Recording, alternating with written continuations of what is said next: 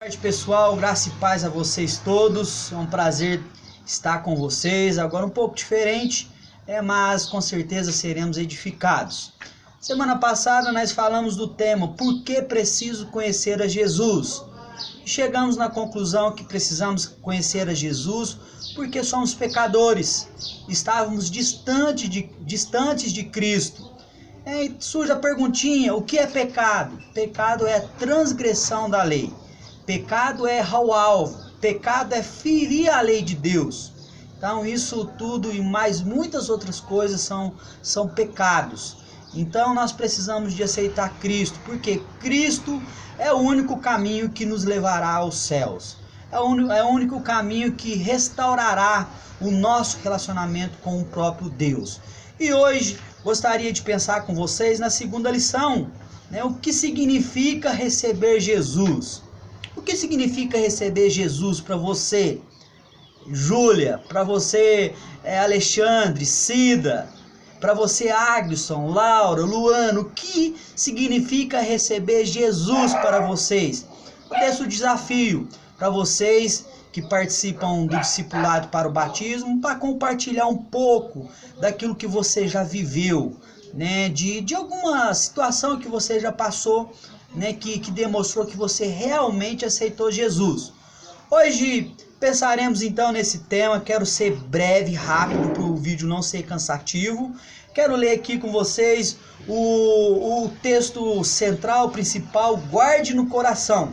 Lembrando, meus irmãos, que toda semana, ou todos os dias, na verdade, tem um texto para nós lermos, que é a nossa leitura diária, a leitura bíblica diária. Então você precisa de ler, preencher todos os espaços aí das nossas lições, que isso vai te ajudar a compreender um pouco melhor a Bíblia e também vai te ajudar a se livrar dos carrapichos da vida, dos pecados, dos erros. Então, faça isso. O texto de hoje, guarde no coração, é em João capítulo 1, versículo 12, que diz assim: mas a todos quantos o receberam, deu-lhes o poder de serem filhos de Deus, a saber, aos que creem no seu nome. Então esse é o texto principal. Mas a pergunta do nosso tema é esse: o que significa receber Jesus? Já que nós chegamos na conclusão que nós somos necessitados de Cristo, porque somos pecadores, estávamos distantes de Deus, falamos que Cristo é a única solução para o nosso pecado, não há outra solução. Agora nós precisamos saber o que significa receber Jesus. E isso, meus irmãos, nos leva a pensar que receber Jesus é uma transformação de vida, é uma mudança. Aliás, a salvação tem vários aspectos, e dentre esses eu quero mencionar com vocês aqui, pensando na nossa revista, Crescendo na Vida Cristã, começando a vida cristã, sempre confundo, e o primeiro aspecto é o arrependimento, Certamente, quando nós somos salvos, ou quando nós iremos ser salvos, nós precisamos primeiro de nos arrepender dos nossos pecados. E o que é arrependimento? Arrependimento é mudança de via. É você agora deixar a via pecado e agora caminhar na via Cristo. Isso sim é arrependimento. Nós temos aí na nossa revista alguns textos. Temos o texto lá de Atos capítulo 2, versículo 38, que diz assim: arrependei-vos e cada um de vós seja batizado em nome de Jesus Cristo. O próprio João Batista pregou arrependimento, como todos nós sabemos. Ele diz lá em Mateus capítulo 3, versículo 2, o seguinte: arrependei-vos, porque está próximo o reino dos céus. E o próprio Jesus também nos ensinou a respeito do arrependimento, quando ele diz: o tempo está cumprindo e o reino de Deus está próximo. Arrependei-vos e crede no Evangelho. Meus irmãos, arrependimento é mudança de pensamento, é mudança de atitude. Arrependimento é mudança de via. né? Nós podemos resumir dessa seguinte forma: é nós deixarmos a via pecado e agora entrarmos na via Cristo. Nós iremos caminhar com o próprio Cristo que nos levará ao Pai, nos levará aos céus. O segundo aspecto da salvação é a fé. Nós precisamos da fé, pois sem fé é impossível agradar a Deus. Aliás, sem fé é impossível ser salvo. Nós precisamos da fé, né? E lá em Hebreus, capítulo 11, versículo 1, define muito bem o que é fé. Diz o seguinte: ora, a fé é a certeza de coisas que se esperam, na convicção de fatos que não se veem. Fé é acreditar naquilo que a Bíblia diz, é apropriar-se das promessas de Deus, é concordar com o que Deus diz, é abandonar a confiança em si e lançar-se nas mãos de Deus, porque sem fé é impossível agradar o próprio Senhor Deus. Meus irmãos, nós precisamos de fé. Nós precisamos de fé em todas as áreas das nossas vidas, principalmente na área espiritual, onde nós não conseguimos ver Deus, mas nós temos fé que Ele está conosco. Nós temos fé que um dia nós estaremos na eternidade com o próprio Pai. Então nós precisamos da fé. A fé é que vai nos alavancar nesse mundo tenebroso, nesse mundo tomado pelo pecado. Nós precisamos ter fé que as coisas irão melhorar. Mas nós precisamos ter fé, porque sem fé, meus irmãos, nós não seremos salvos. Nós precisamos ter fé em Cristo, porque Cristo é a nossa via até Deus. Cristo é o meio para a salvação, né? Nós aprendemos já, falamos bastante sobre fé. Então, o primeiro aspecto é o arrependimento e o segundo é fé. É algo que caminha junto, arrependimento e fé caminham junto. E a pergunta surge: o que Deus fez por mim, né, que também está relacionado aos aspectos da salvação? A primeira coisa que Deus fez por nós foi nos regenerar. Nós passamos por um processo de regeneração. Pastor Ricardo, o que significa regeneração? Regenerar é nascer de novo. Regenerar é gerar de novo. Nós fomos gerados de novo. Nós nascemos de novo. O próprio Jesus fala para Nicodemos, né, que para ser salvo é necessário nascer de novo. A nascer de novo, ele não está dizendo ali questão física, nós entrarmos no ventre da nossa mãe novamente e nascermos de novo. Nascermos de novo é agora nós termos novas atitudes. Nós que mentíamos, agora nós vamos falar a verdade. A pessoa que roubava, agora vai trabalhar para sustentar o seu corpo, para sustentar a sua casa, a sua família. Então, regeneração, é novo nascimento. Nós precisamos nascer de novo. E aí nós temos vários textos, lá em 2 Coríntios capítulo 5, versículo 17, diz o seguinte, um texto muito conhecido: e assim, se alguém está em Cristo, nova criatura é. As coisas velhas ficaram para trás. Eis que tudo se fez novo. Hoje nós somos nova criatura porque nós passamos pelo processo de regeneração. Aí o segundo aspecto, o terceiro, na verdade, o quarto, na verdade, aspecto da salvação, que está relacionado àquilo que Cristo, que Deus fez em nós, é também a justificação. Nós passamos pelo processo de regeneração, depois nós entramos no processo de justificação. Nós fomos justificados. Agora nós não somos condenados mais. Romanos 8, capítulo 1, Romanos capítulo 8, versículo 1. Portanto, nenhuma condenação há para aqueles que estão em Cristo Jesus. Hoje nós não temos condenação mais, porque nós fomos justificados. A nossa dívida que nós tínhamos diante de Deus, que era impagável, ela foi pagada. Né? As condenações, aquilo que nos apontava a destruição, a condenação, foi anulado. Foi justificado pelo próprio Deus, pelo próprio Cristo, pelo sangue do Cordeiro. Então nós podemos dizer que nós somos justificados. Lá em Romanos capítulo 1, versículo 17 diz: a justificação vem pela fé. A justificação livra você da culpa. Romanos capítulo 8. Traz paz ao seu coração. Romanos capítulo 5. E lhe dá o direito e a garantia da glória futura. Romanos capítulo 8, versículo 30. Então, regeneração, nós nascemos de novo. Justificação, nós fomos justificados dos nossos delitos e pecados, da nossa própria condenação. Depois nós podemos também dizer um quinto aspecto da salvação, que está relacionado àquilo que Cristo, que Deus fez por nós, é a santificação. E o que é santificação? É se separar desse mundo, é agora viver para Deus, é viver separado para Deus. E aqui, meus irmãos, a santificação é um ato que deve ser contínuo nas nossas vidas, né?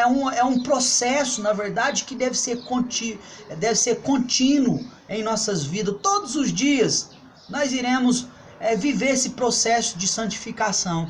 E a pergunta é: como viver esse processo de santificação? É lendo a Bíblia, é crendo no próprio Deus, é se relacionando com Deus por meio da oração, é tendo contato com os santos, que é a igreja de Deus, é o povo escolhido de Deus. Assim nós iremos passar e viver esse processo de santificação. E por último, meus irmãos, o último ponto aqui da nossa revista é: quais são os sinais de uma pessoa salva? Aí você pergunta: Alexandre, o pastor Ricardo é salvo? Ele é salvo, mas quais são os sinais, quais são as evidências de salvação na vida do pastor Ricardo? Aí nós precisamos ver esses sinais, que o primeiro deles é o amor, né? Lá em Mateus capítulo 22, veremos, nós que somos salvos, a primeira evidência é: nós amamos tanto ao nosso Deus, que está nos céus e está aqui no nosso meio também, como nós amamos o próximo. Nós não somos egoístas mais, nós não queremos tudo para nós, nós não queremos fazer justiça com as nossas próprias mãos.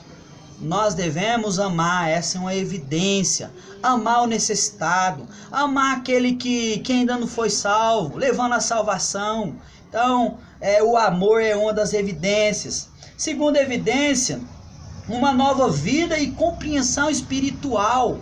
Hoje nós temos uma nova vida. Volto a dizer, Paulo escrevendo a carta aos Efésios, os primeiros 3 capítulos, ele fala da salvação, como que nós fomos salvos. E depois nos próximos capítulos ele mostra como que é a vida de uma pessoa salva, quais são as atitudes, as práticas dessa pessoa.